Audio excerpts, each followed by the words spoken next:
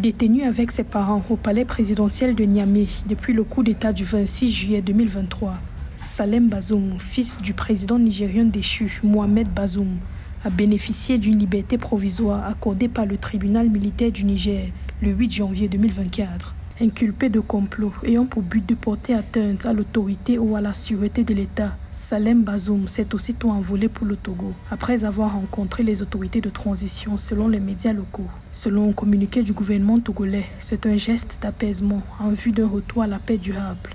Nous saisissons cette occasion pour remercier Son Excellence, le général de brigade Abdourahmane Tiani, les membres du Conseil national pour la sauvegarde de la patrie, CNSP, ainsi que Son Excellence le Premier ministre Ali Mahaman Lamine Zein pour leur ferme volonté et leur engagement à œuvrer pour l'apaisement, socle d'une paix durable et d'une reprise effective du développement dans le pays frère du Niger. La libération de Salem Bazoum a été rendue possible grâce à la médiation du Togo et de la Sierra Leone, pays désigné médiateur par la CEDEAO dans le cadre des négociations avec les autorités de transition pour trouver une solution à la situation politique au Niger.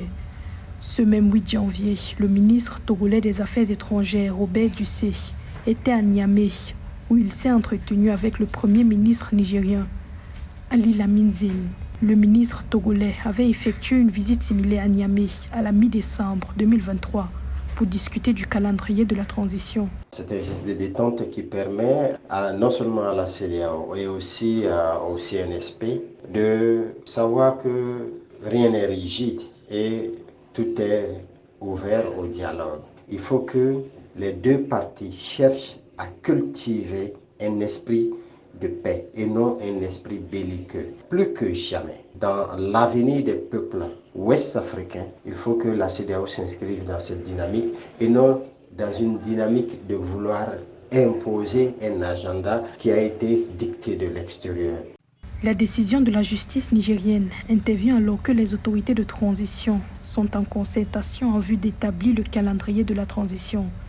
La libération de Mohamed Bazoum et sa famille est l'une des conditions posées par la CEDEAO pour l'assouplissement des sanctions économiques et financières imposées au Niger. L'ex-président et son épouse, Hadiza Bazoum, restent eux séquestrés dans la résidence présidentielle. Notons qu'une mission des chefs de la diplomatie togolaise et sierra-lyonnaise est attendue d'ici la fin de ce mois de janvier à Niamey.